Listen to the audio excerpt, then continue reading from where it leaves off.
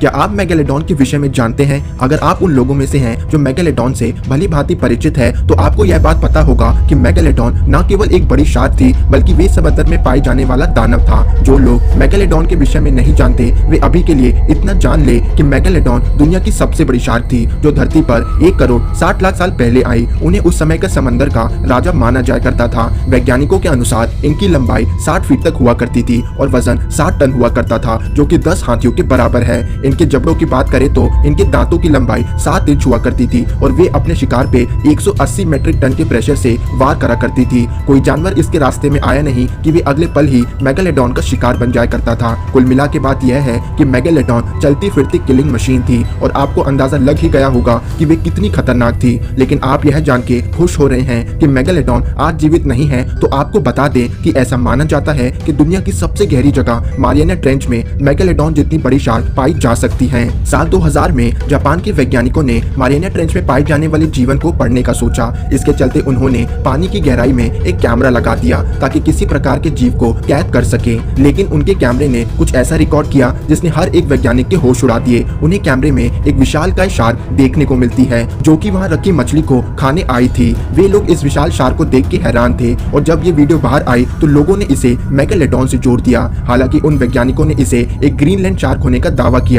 लेकिन उन्होंने भी इस बात को माना कि इससे पहले कभी भी इतनी बड़ी शार्क नहीं देखी गई थी। लेकिन फिक्र वाली बात यह नहीं कि मारियाना ट्रेंच में मेगालोडॉन जैसी शार्क देखने को मिल सकती है, बल्कि वैज्ञानिकों का मानना है कि वहाँ ऐसे जीव मौजूद हैं जो मेगालोडॉन से भी ज्यादा खतरनाक हैं। मारियाना ट्रेंच में ऐसे जीव मौजूद होने की संभावना इसलिए है क्योंकि लोग मारियाना ट्रेंच को सिर्फ 3 शब्दों से जानते हैं। ये इस दुनिया की सबसे गहरी, सबसे काली और सबसे खतरनाक जगह है। यह हमारे सी लेवल से 10,994 मीटर नीचे है। इतनी गहराई में 60 स्टैच्यू ऑफ यूनिटी को एक के ऊपर एक रखा जा सकता है। समंदर के इस जोन को हेडल पेलेजिक जोन कहते हैं और यहाँ प्रवेश करते ही चीजें खतरनाक होना शुरू हो जाती हैं। यह जोन पानी की इतनी गहराई में है कि सूरज की रोशनी यहाँ नहीं पहुँच पाती और समंदर की यह जगह अंधकार में डूबी हुई है। यहाँ एक से बढ़कर एक जीव मौजूद हैं। ऐसे जीव जो देखने के लिए अपने खुद के शरीर से रोशनी उत्पन्न करते हैं, बल्कि कुछ तो ऐसी मछलियाँ हैं जो इतने अंधकार में भी रोशनी नहीं उत्पन्न करते लेकिन फिर भी आराम से रह लेती हैं। उदाहरण के रूप में एक बार इस तस्वीर की ओर नजर डालिए। आपको जान के हैरानी होगी कि यह जीव एक शार्क है। इस जीव को फ्रिल्ड शार्क से जाना जाता है।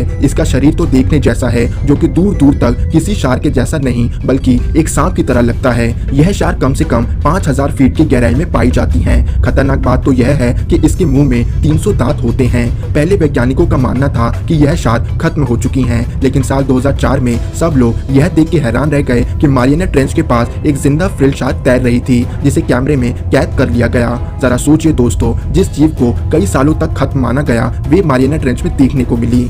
उसी तरह एक बार इस तस्वीर की ओर नजर डालिए। सामने आने का छोड़िए, सिर्फ फोटो देख के ही किसी की हालत खराब हो जाए। इस जीव को ब्लैक सी डेविल या फिर एंगलर फिश से भी जाना जाता है। इन जीवों का सिर काफी विशाल होता है और इनके दांत तो किसी को भी फाड़ने में सक्षम है। यह मछलियाँ समंदर की असीम गहराइयों में पाई जाती हैं और वैज्ञानिकों का मानना है कि इनकी 200 से ज्यादा प्रजातियां मौजूद हैं। इनके सिर पे लगे एंटीना जैसी मसल की मदद से वे रोशनी उत्पन्न करते हैं, जो कि पानी में उन्हें देखने में मदद करती है और शिकार को भी अपनी तरफ खींचती है। उसी तरह एक बार इस जीव को देखिए, आपको यकीन नहीं होगा लेकिन यह जीव एक डीप सी ऑक्टोपस है जो कि 10,000 मीटर की गहराई में पाए जाते हैं। इन्हें डम्बो ऑक्टोपस से जाना जाता है और ये भले ही दिखने में प्यारे लगे लेकिन यह एक खतरनाक शिकारी है जो अपने शिकार को एक बारी में निकलने के लिए जाना जाता है। ऑक्टोपस तो अपने आप में ही इतने रहस्यमय जीव हैं और जब गहराई 10,000 मीटर तक पहुंच जाए तो यह जीव और भी रहस्यमय हो जाते हैं। दोस्तों, यहाँ तो हमने कुछ ही जीवों के बारे में बताया, लेकिन वैज्ञानिकों ने मारियाना ट्रेंच में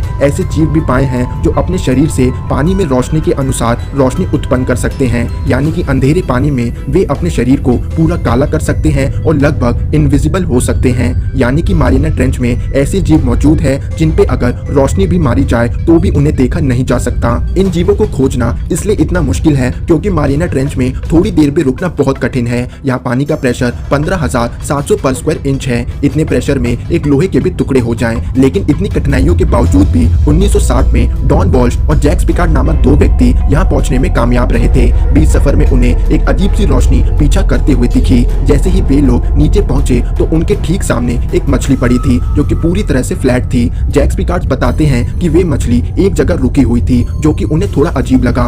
1960 के बाद से लोगों की मारियाना ट्रेंच में दिलचस्पी बढ़ने लगी कि आखिर उन लोगों ने एक अलग ही दुनिया खोज निकाली थी। 1985 में ग्लोमार चैलेंज नामक शिप में बैठे लोगों ने ट्रेंच के रहस्य को खोजने का सोचा। इसके लिए उन्होंने समंदर में कुछ इंस्ट्रूमेंट्स को भेजा और कुछ ही देर में इंस्ट्रूमेंट्स में लगे हाइड्रोफोन्स ने एक अजीब और तेज आवाज रिकॉर्ड की। जब उन लोगों ने अपने मॉनिटर की ओर देखा तो उन्हें एक अजीब सी परछाई पानी में चलती हुई नजर आई। उन्होंने जब इंस्ट्रूमेंट को ऊपर खींचा तो उन्होंने पाया कि जिस केबल की मदद से उसे नीचे पहुंचाया गया था वे पूरी तरह से डैमेज थी। उस लोहे की केबल को देख के उनको ऐसा लगा जैसे किसी जीव ने उस पर हमला कर दिया था। जब बात समंदर की गहराई की आए तो किसी भी संभावना को झुटलाया नहीं जा सकता। किसी ने भी कल्पना नहीं की थी कि मारियाना ट्रेंच में जीवन होगा, लेकिन वहाँ जीवन है। वहाँ ऐसे जीव मौजूद हैं जो मेगालोडॉन से भी इसलिए ज्यादा खतरनाक हैं क्योंकि इतने अंधकार में भी वे अपना शिकार ढूंढ लेते हैं। जिंदा रहने के लिए सूरज की रोशनी की जरूरत नहीं पड़ती और इतने प्रेशर में भी आराम से तैर लेती हैं। इन जीवों के बारे में सोच के तो ऐसा लगता है जैसे वे हमारी धरती के नहीं